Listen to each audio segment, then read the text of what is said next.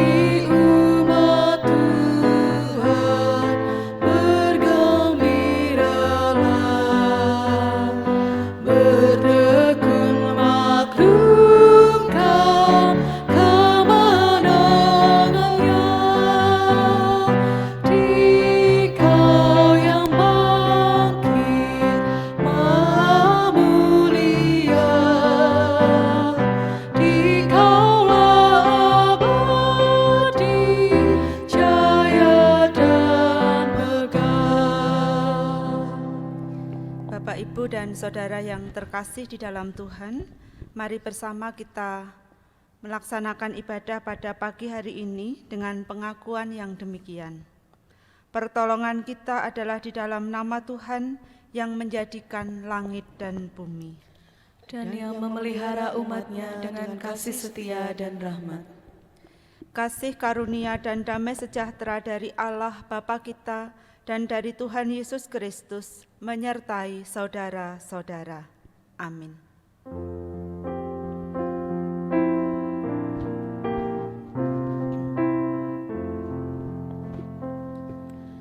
Amin, amin, amin.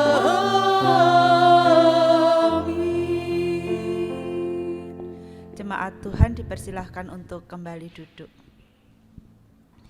Kita bersama mengangkat pujian dengan menyanyikan pelengkap Kidung Jemaat 91, kita nyanyikan baitnya yang pertama, Tuhan telah bangkit.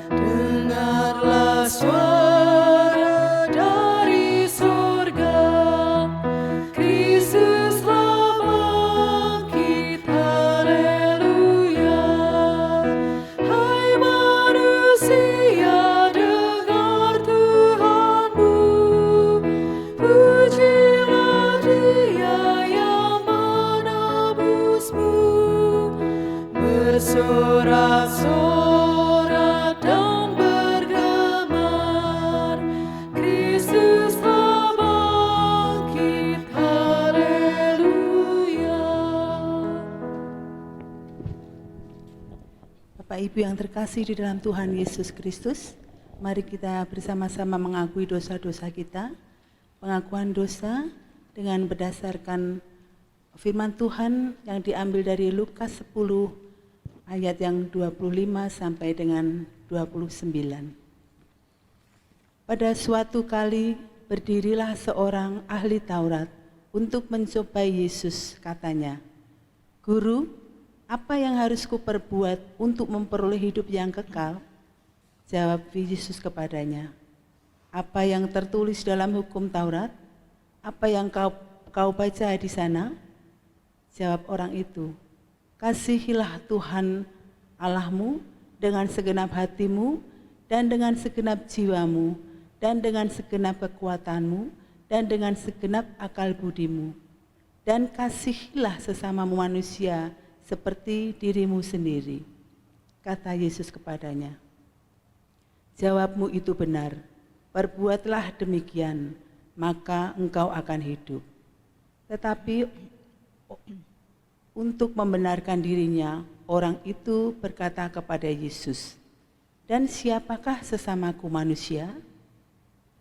Jemaat yang dikasihi Tuhan, dengan jujur kita harus mengakui bahwa di kehidupan kita belum dapat melaksanakan perintah Tuhan ini dengan baik.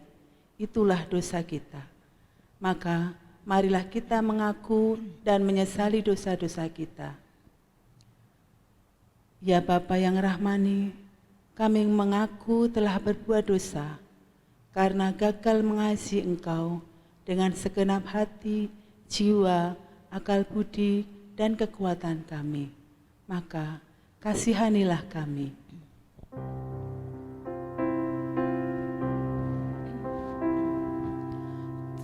Tuhan kasihani, Kristus kasihani, Tuhan kasihani kami.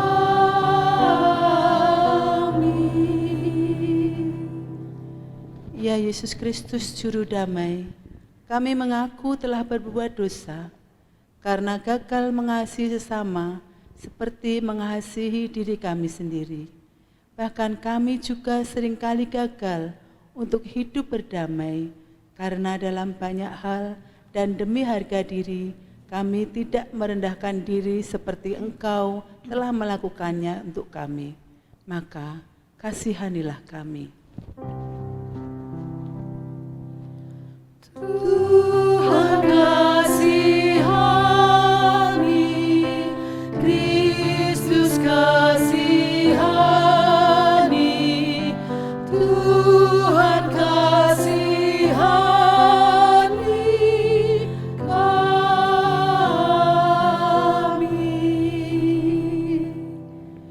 Ya Roh Kudus, Roh penghibur dan penolong, kami mengaku telah berbuat dosa karena gagal untuk dapat mengucap syukur atas segala berkat-Mu yang menghiburkan kami.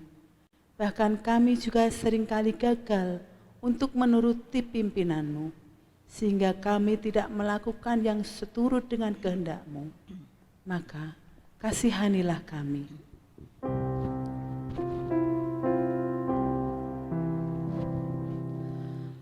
Tuhan kasihani,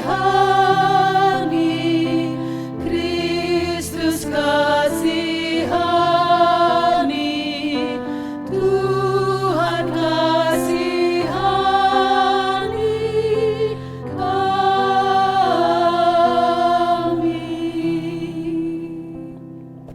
Jemaat Tuhan diundang untuk kembali berdiri. Kita akan kembali menghayati anugerah di dalam Tuhan yang bersama kita terima di dalam firman Tuhan dari 1 Petrus pasal 1 ayat 17 sampai 23, di mana kita juga ditolong untuk menghayati dan menyatakan hidup sebagai anak-anak Tuhan. Demikian firman Tuhan. Dan jika kamu menyebutnya Bapa, yaitu Dia yang tanpa memandang muka menghakimi semua orang menurut perbuatannya, maka hendaklah kamu hidup dalam ketakutan selama kamu menumpang di dunia ini. Sebab kamu tahu bahwa kamu telah ditebus dari cara hidupmu yang sia-sia, yang kamu warisi dari nenek moyangmu itu, bukan dengan barang yang fana, bukan pula dengan perak atau emas, melainkan dengan darah yang mahal, yaitu darah Kristus yang sama seperti darah anak domba yang tak bernoda dan tak bercacat. Ia telah dipilih sebelum dunia dijadikan, tetapi karena kamu baru menyatakan dirinya pada zaman akhir. Oleh dialah kamu percaya kepada Allah, yang telah membangkitkan dia dari antara orang mati dan yang telah memuliakannya, sehingga imanmu dan pengharapanmu tertuju kepada Allah. Karena kamu telah menyucikan dirimu oleh ketaatan kepada kebenaran, sehingga kamu dapat mengamalkan kasih persaudaraan yang tulus ikhlas. Hendaklah kamu bersungguh-sungguh saling mengasihi dengan segenap hatimu. Karena kamu telah dilahirkan kembali, bukan dari benih yang fana, tetapi dari benih yang tidak fana, oleh firman Allah yang hidup dan yang kekal. Demikian Bapak, Ibu, dan Saudara, anugerah Tuhan yang kembali dinyatakan kepada kita, biarlah kita juga dimampukan untuk terus hidup seturut dengan anugerah Tuhan. Mari kita nyanyikan syukur dengan bersama menyanyi Kidung Jemaat 194, kita nyanyikan baitnya yang ketiga.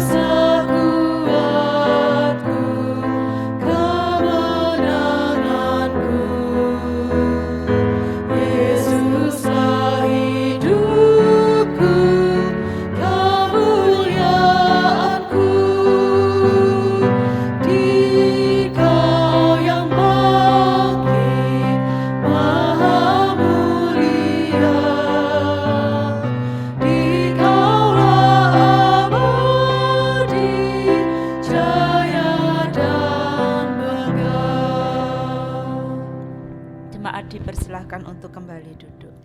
Kita akan menyatukan hati kita datang kepada Tuhan untuk menaikkan doa, syafaat, dan presidium sabda.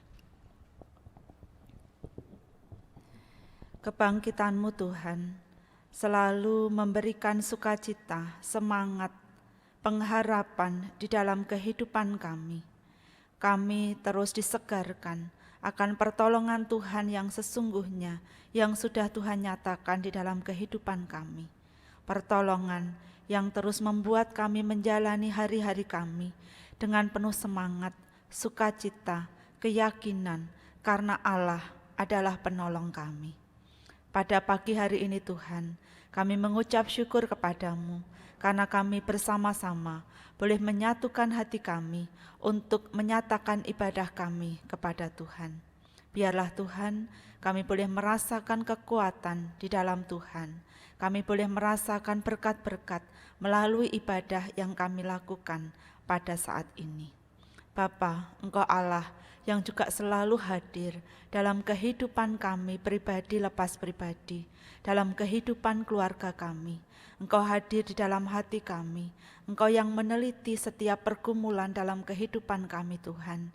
Dan kami percaya bahwa Tuhan juga yang akan selalu menolong di dalam setiap hal yang ada dalam hidup kami masing-masing. Oleh karena itu Tuhan, pada saat ini kami menyerahkan pertolongan untuk saudara-saudara kami yang sakit, untuk para orang tua kami yang karena lanjut usia, mereka mulai mengalami kelemahan-kelemahan atau penurunan-penurunan dalam fungsi fisik mereka. Kami percaya Tuhan menguatkan iman mereka, Tuhan memberikan pengharapan, sukacita, sehingga saudara-saudara kami ini juga boleh terus merasakan pertolongan Tuhan, kekuatan dari Tuhan, pemulihan bagi kesehatan mereka di dalam berkat-berkat Tuhan. Bapa, di tengah-tengah situasi karena adanya dampak yang dirasakan berkenaan dengan virus corona yang ada saat ini Tuhan, kami juga percaya bahwa Tuhan terus hadir untuk memberikan kekuatan, semangat, pengharapan, sehingga apapun yang boleh ada kami rasakan, mungkin juga situasi-situasi sulit yang dirasakan oleh saudara-saudara kami maupun kami percaya bahwa Engkau tidak pernah meninggalkan kami. Tuhan selalu memiliki cara untuk menolong kehidupan kami, mengatasi setiap persoalan yang ada. Dan Tuhan juga selalu memanggil kami untuk kami juga terus menjadi berkat di dalam kehidupan kami, di tengah-tengah kehidupan bersama. Bapa, Engkau juga hadir menolong bangsa ini. Demikian juga bangsa-bangsa lain yang bersama-sama bergumul, berjuang, berperang untuk melawan virus corona. Tuhan memberikan kepada kami kemenangan, seperti kemenangan yang telah Engkau nyatakan dengan kebangkitan-Mu bagi kami. Bapa, kami mau menyerahkan setiap berkat di dalam hidup kami hanya kepada kemurahan dan kasih Tuhan. Sebentar lagi firman-Mu akan menyapa kami Tuhan. Engkau memberkati kami, menolong kami, sehingga firman Tuhan boleh kami mengerti, kami hayati, dan tentu firman yang hidup itu boleh memberikan daya di dalam kehidupan kami. Di dalam nama Tuhan kami Yesus Kristus, kami berdoa. Amin. Jemaat yang terkasih di dalam Tuhan, kita disapa oleh firman Tuhan pada saat ini dari kitab Lukas pasal 24 ayat 13 sampai 35. Kitab Lukas pasal 24 ayat 13 sampai 35. Kita akan bersama memperhatikan firman Tuhan. Saya bacakan demikian firman Tuhan.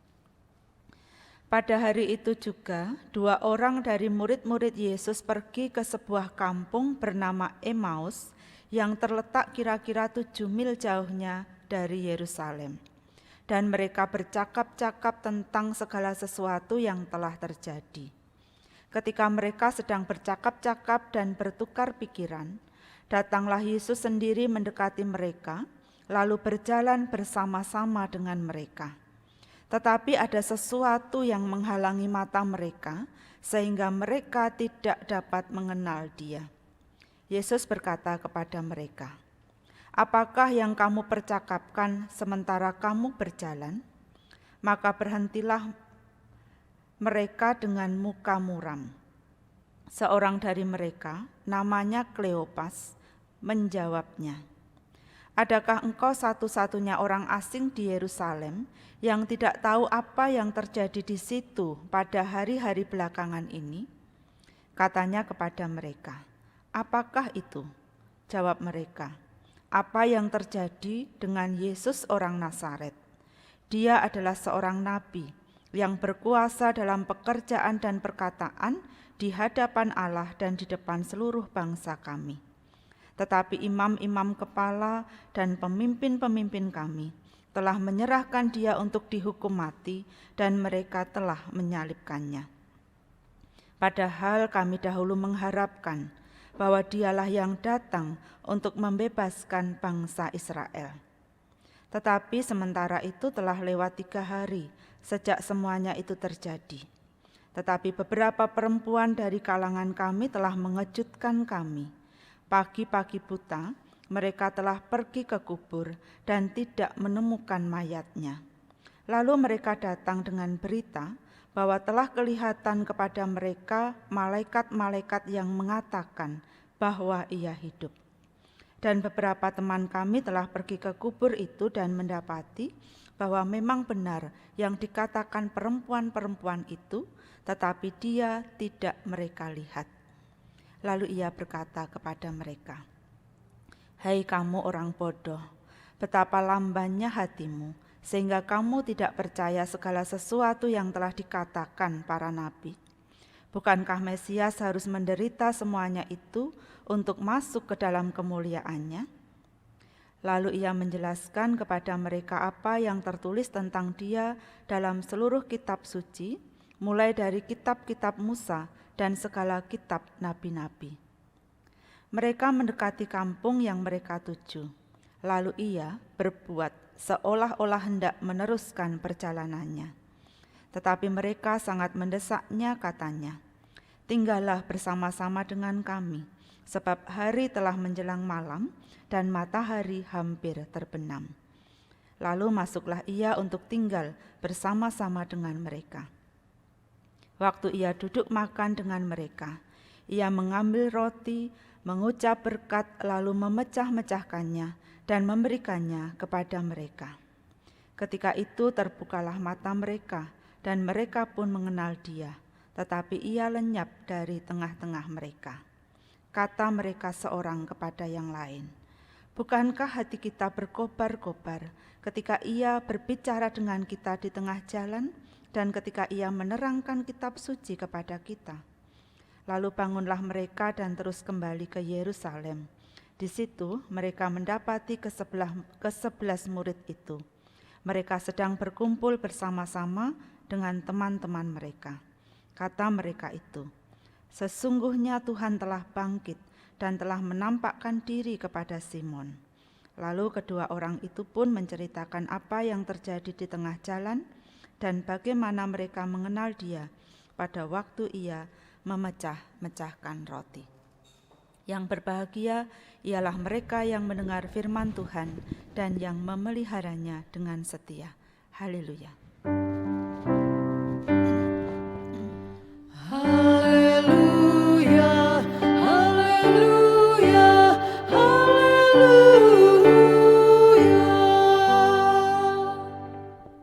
Selamat pagi Bapak, Ibu, dan Saudara yang diberkati oleh Tuhan. Kita percaya bahwa kuasa Tuhan yang sudah bangkit boleh terus menyala, berkobar di dalam hati kita untuk menjadi semangat sukacita. Dan kita bersyukur karena di minggu-minggu ini kita terus menghayati akan pertolongan Tuhan, kebangkitan Tuhan di dalam minggu Paskah. Dibangkitkan untuk berkarya. Inilah tema yang bersama dihayati, yang bersama diberikan kepada kita untuk kita merenungkan sabda Tuhan hari ini. Bapak, Ibu, dan Saudara yang diberkati oleh Tuhan, apakah dalam kehidupan, dalam perjalanan kehidupan panjenengan pernah memiliki harapan, memiliki impian, sesuatu yang sedang dinanti-nantikan, tetapi apa yang diharapkan, yang diimpikan, yang diidamkan, yang dinanti-nantikan itu tiba-tiba harus sirna, seakan-akan dihancurkan, atau ada kenyataan yang berbeda dengan apa yang sedang kita harapkan. Itu bisa mulai dari hal-hal kecil dalam kehidupan, tetapi juga bisa berkenaan dengan harapan-harapan yang sangat penting dalam perjalanan kehidupan kita. Kalau saat-saat ini mungkin sebagai contoh ya, banyak orang mungkin sudah lama menanti-nantikan, sudah hampir lebaran dapat THR ya. Tiba-tiba bukan THR yang didapat, tapi malah mungkin dirumahkan ya, kehilangan pekerjaan. Sudah banyak yang menata agenda-agenda reuni dalam rangka lebaran, bertemu dengan orang-orang yang dirindukan. Tetapi ternyata dilarang mudik. Ya. Kita tidak boleh pergi jauh dari rumah kita. Bapak, Ibu, dan Saudara yang dikasihi Tuhan, harapan-harapan yang kemudian harus hancur, harapan-harapan yang kemudian kita rasakan tidak mungkin terwujud, bisa menimbulkan kekecewaan, rasa putus asa, kesedihan, kebingungan, kita mau melakukan apa lagi kita bingung, dan kita merasa bahwa seakan hidup ini juga terhenti ketika harapan itu tidak menjadi kenyataan. Bapak, Ibu, dan Saudara yang dikasihi oleh Tuhan, kita bersama memperhatikan, merasakan apa yang disaksikan oleh firman Tuhan dalam kehidupan orang-orang Yahudi yang diwakili 2 orang murid yang sedang berjalan menuju ke Emmaus ini. Mereka juga menyatakan bahwa mereka memiliki harapan yang besar, sukacita yang besar, sesuatu yang memang lama mereka idam-idamkan, yaitu kebebasan, kemerdekaan. Bagaimana pemerintahan Romawi itu bisa dilepaskan dalam kehidupan mereka. Dan sosok atau kehadiran Tuhan Yesus di tengah-tengah kehidupan mereka menjadi sosok yang saat itu membuat harapan itu seakan-akan menjadi nyata. Mereka seakan-akan yakin bahwa Tuhan Yesus yang ada, yang pengajarannya, yang karya-karyanya itu luar biasa hebat, menunjukkan bahwa ini ada pertolongan yang datang dari Tuhan. Tuhan Yesus pemimpin yang mereka harapkan, yang akan memimpin mereka, membawa mereka kepada kebebasan, kemerdekaan. Itu harapan yang sudah menyala, berkobar, dan mereka menunggu saat di mana Tuhan Yesus melakukan gerakan untuk memimpin mereka, menyatakan kemenangan. Tetapi apa Bapak, Ibu, dan Saudara? Saat itu mereka harus menelan pahitnya kenyataan. Karena ternyata Tuhan Yesus yang penuh kuasa, Tuhan Yesus yang merupakan sosok yang sangat dinanti-nantikan itu, yang mereka harapkan, itu ditangkap, dihukum mati, dan disalibkan. Hati yang berkobar-kobar dalam pengharapan itu sekarang tiba-tiba harus dipadamkan. Ada saat di mana mereka merasakan putus asa. Mereka bingung karena kematian Tuhan Yesus. Pada saat itu Bapak, Ibu, dan Saudara, hari ketiga, dan hari ketiga itu belum berakhir. Pagi-pagi benar, para perempuan sudah pergi ke kubur, tetapi yang ada kubur sudah kosong. Mereka tidak menemukan mayat Tuhan Yesus di sana. Berita bahwa kubur kosong itu sudah mereka dengar. Tetapi rasa-rasanya bahwa berita itu membingungkan. Berita itu bisa meragukan dan sangat meragukan apa yang sesungguhnya sedang terjadi. Ketika emosi mereka sedang naik turun, ya, bersukacita yang sangat kemudian harus dihempaskan oleh karena kematian Tuhan. Sekarang ada berita bahwa kubur Tuhan Yesus kosong. Kebangkitan Tuhan yang pernah diberitakan oleh Tuhan Yesus kepada mereka belum menyala, belum mereka mengerti, belum mereka pahami, dan saat itu pun tidak berkuasa untuk membuat mereka melihat bahwa kubur kosong adalah fakta bahwa Tuhan Yesus bangkit. Oleh karena itu Bapak, Ibu, dan Saudara, mereka berjalan, mereka bercakap-cakap, dan di situ Tuhan Yesus bergabung.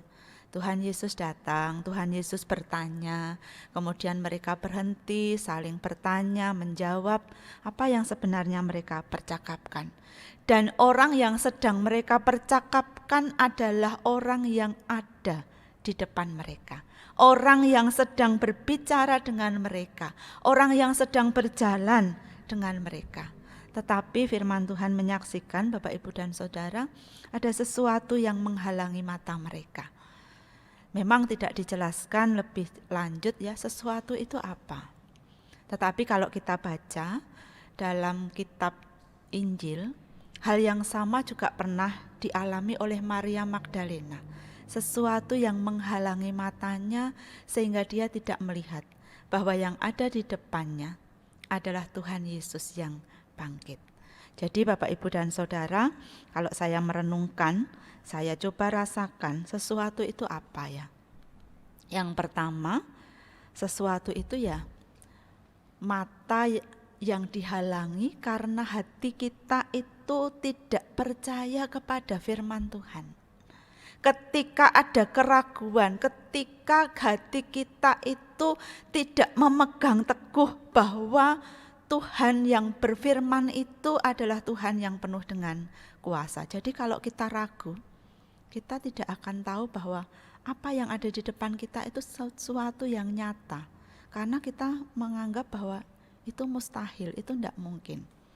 Pernah Bapak, Ibu, dan Saudara dalam sebuah ruang tunggu dokter, saya dengan suami duduk di situ, ada beberapa orang di situ. Di sebelah saya itu ada seorang laki-laki.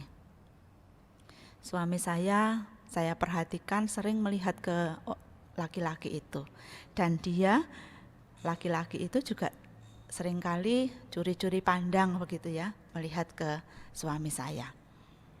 Suami saya main HP-nya dan tiba-tiba dia tertawa bersama dengan orang itu.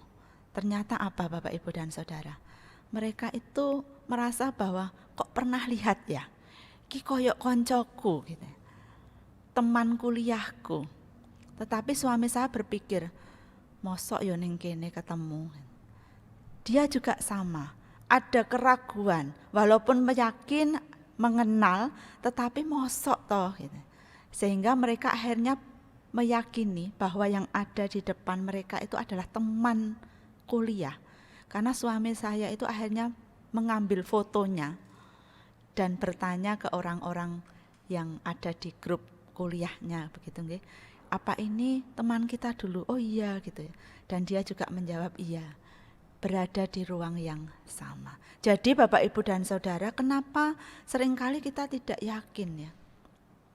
Walaupun sudah jelas ya, bukan karena tidak ada sesuatu yang berbeda, tidak karena ada yang menghalangi, yaitu hati kita sendiri ragu, tidak percaya, mustahil itu terjadi di dalam kehidupan ini. Itu yang pertama. Yang kedua Bapak, Ibu, dan Saudara, bisa juga kita tahu ya bahwa pikiran manusia itu kan terbatas.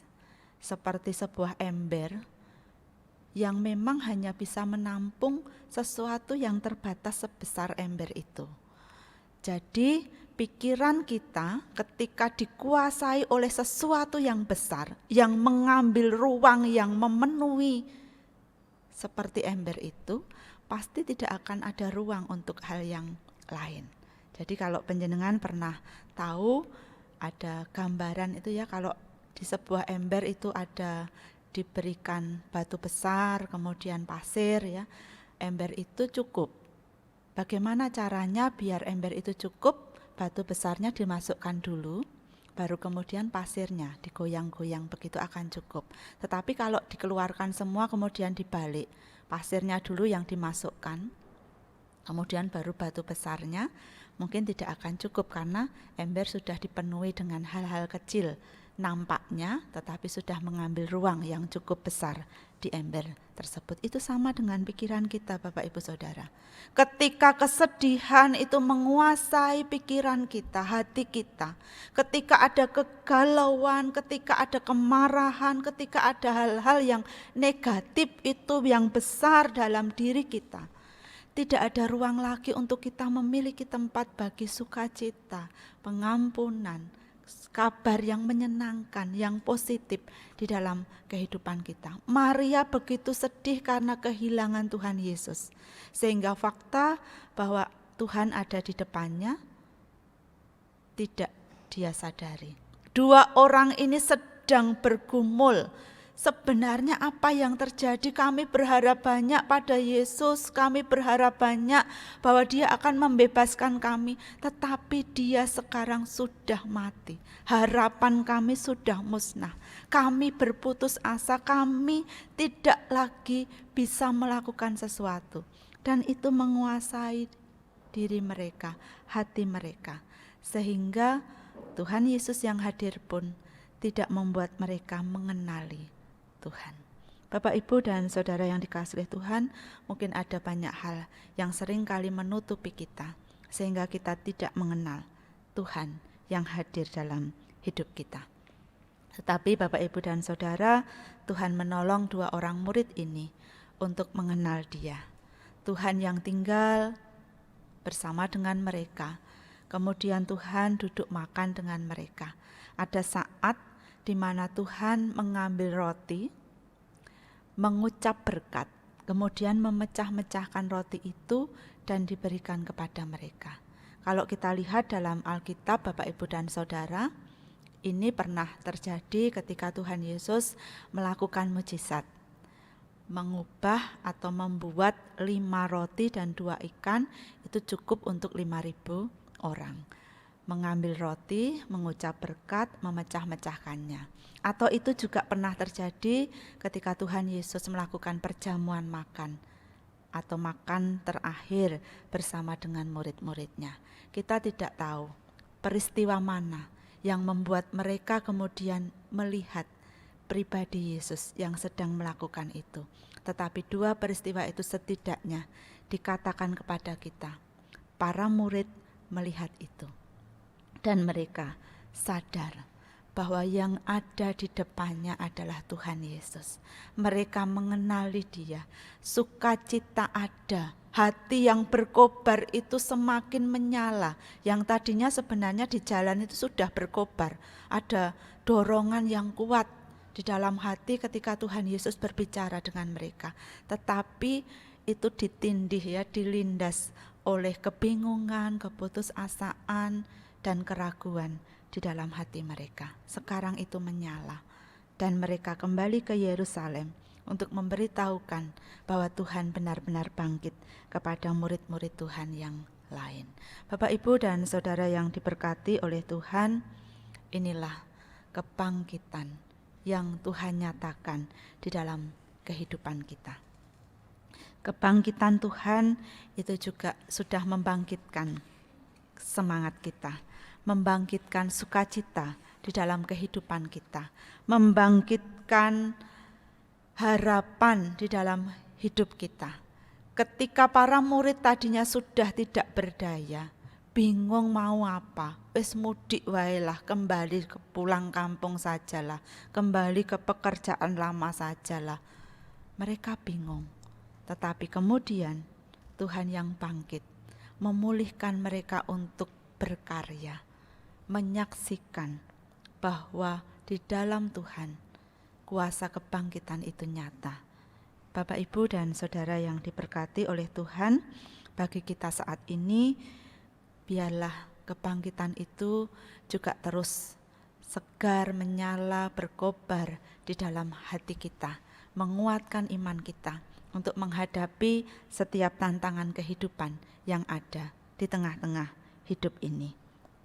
Tuhan pun juga selalu hadir dalam hidup kita. Tuhan pun juga selalu menyapa kita, mengingatkan kita, lihat, aku sudah bangkit, kuasaku nyata, pertolongan dan kasihku itu nyata.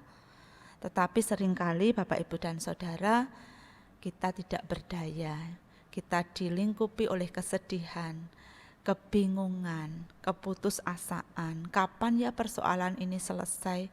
Saya sudah memiliki banyak harapan, tiba-tiba harus di-cut dulu, harus berhenti dulu. Nampaknya harapan itu kok tidak mungkin terjadi dan sebagainya. Kemuliaan kebangkitan itu harus ada diawali dengan kematian dan penderitaan. Artinya bahwa di dalam Tuhan bukan berarti bahwa hidup ini tanpa persoalan. Di dalam Tuhan bukan berarti kemudian ketika Tuhan sudah bangkit, para murid tidak menghadapi tantangan, tidak. Tantangan semakin besar, pekerjaan semakin banyak. Tetapi semangat mereka berkobar, sukacita mereka berkobar, harapan mereka berkobar di dalam Tuhan yang bangkit. Oleh karena itu Bapak, Ibu, dan Saudara, kita bersama saat ini pun terus berkarya di tengah-tengah berbagai keadaan kehidupan ini. Corona tidak membuat kita berhenti berharap, tidak membuat kita berhenti bekerja, tidak membuat kita berhenti untuk percaya bahwa Tuhan itu selalu hadir dan menolong kita. Bukan berarti Bapak, Ibu, dan Saudara hidup akan beres, baik, enak, tetapi kebangkitan Tuhan meyakinkan kita bahwa kita memiliki semangat, sukacita, dan pengharapan karena Tuhan hadir dan kuasa-Nya menolong kita. Mari terus berkarya di dalam Tuhan, dan banyak orang yang membutuhkan pengharapan mereka juga dipulihkan. Sukacita mereka dipulihkan, kesedihan mereka dipulihkan. Mari Bapak Ibu Saudara, Tuhan juga memanggil kita untuk berkarya, menolong mereka melihat bahwa ada kasih, kuasa, pertolongan di dalam Tuhan yang sudah bangkit. Tuhan memberkati kita. Amin. Saat teduh untuk kita merenungkan sabda Tuhan.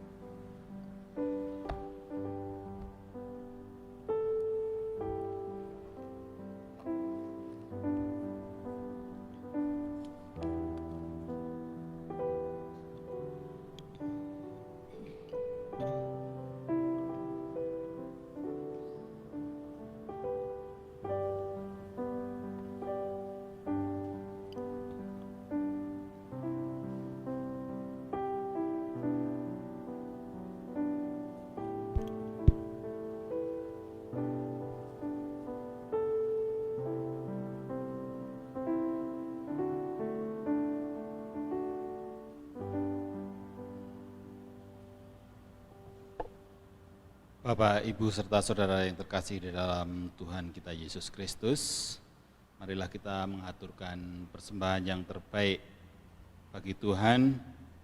Adapun dasar persembahan akan saya bacakan dari Mazmur 116 ayat 17 sampai dengan 19, yang demikian bunyinya. Aku akan mempersembahkan korban syukur kepadamu dan akan menyerukan nama Tuhan.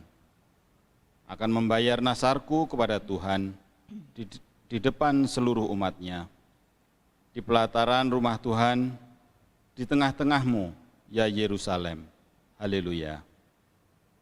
Pengumpulan persembahan diiringi dengan menyanyikan Kidung Jemaat 291, bait pertama dan ketiga.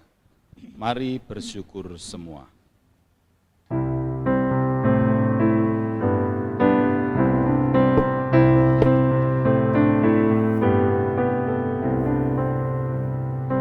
Mari bersyukur semua atas kebajikan Tuhan, kasih perjanjian-Nya sungguh nyata selamanya.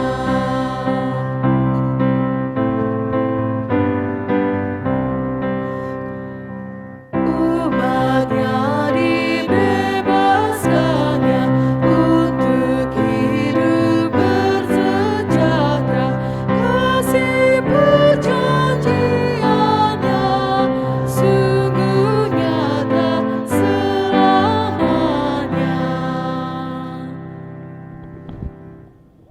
Mari kita aturkan persembahan ini di dalam doa. Maha besar Allah Bapa kami yang bertahta dalam kerajaan surga yang mulia. Segala puji syukur dan hormat kami panjatkan ke hadirat-Mu ya Bapa, atas segala berkat dan pertolongan yang senantiasa Bapa curahkan kepada kami. Pada pagi hari ini kami mengaturkan persembahan kepada-Mu ya Bapa.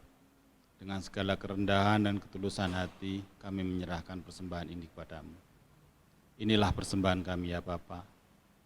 Terimalah, sucikanlah, dan berkatilah sebagai sarana kami untuk melayani Tuhan di gereja-Mu ini. Bapa di surga, kami mengucap syukur atas segala berkat yang baru saja Engkau berikan pada kami, di mana berkat firman baru saja diberikan oleh Ibu Pendeta Nunung Istinengyang tentang bagaimana kami senantiasa harus bersyukur atas segala berkat-Mu, bahwa kebangkitan-Mu selalu ada di dalam kehidupan kami, bahwa kami dalam menghadapi tantangan hidup ini, Tuhan selalu ada untuk kami. Bapa di surga, sebentar lagi kami akan undur dari tempat ini untuk pulang ke rumah kami masing-masing. Kiranya Bapa tuntun kami satu persatu, sehingga kami dapat di rumah dengan selamat berkumpul dengan keluarga kami, orang-orang yang kami cintai. Bapa di surga, di akhir doa ini kami akan bersama-sama menyerukan doa yang telah Engkau ajarkan kepada kami di dalam doa Bapa kami. Bapa kami yang di surga, dikuduskanlah namamu, datanglah kerajaanmu, jadilah kehendak-Mu di bumi seperti di surga. Berikanlah kami pada hari ini makanan kami yang secukupnya, dan ampunilah kami akan kesalahan kami, seperti kami juga mengampuni orang yang bersalah kepada kami.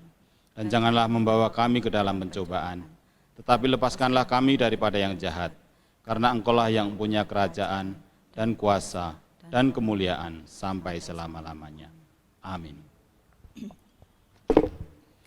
Jemaat Tuhan diundang untuk bangkit berdiri. Kita akan terus meyakini bahwa di dalam Tuhan hari esok kita selalu cerah, selalu ada pertolongan. Mari kita mengangkat pujian dari pelengkap Kidung Jemaat 178 bait yang pertama.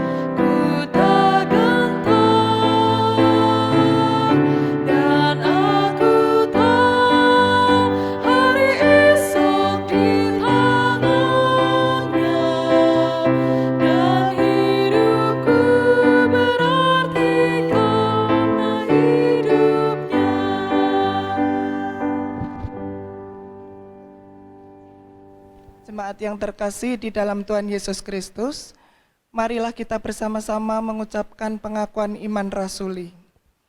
Aku percaya kepada Allah Bapa yang Maha Kuasa, Khalik langit dan bumi, dan kepada Yesus Kristus, Anaknya yang tunggal Tuhan kita, yang dikandung daripada Roh Kudus, lahir dari anak darah Maria, yang menderita di bawah pemerintahan Pontius Pilatus, disalibkan, mati dan dikuburkan, turun ke dalam kerajaan maut. Pada hari yang ketiga, bangkit pula dari antara orang mati, naik ke surga, duduk di sebelah kanan Allah Bapa yang Maha Kuasa, dan akan datang dari sana untuk menghakimi orang yang hidup dan yang mati. Aku percaya kepada Roh Kudus, gereja yang kudus dan am, persekutuan orang kudus, pengampunan dosa, kebangkitan daging, dan hidup yang kekal. Jemaat yang terkasih di dalam Tuhan, kita akan undur dari ibadah ini.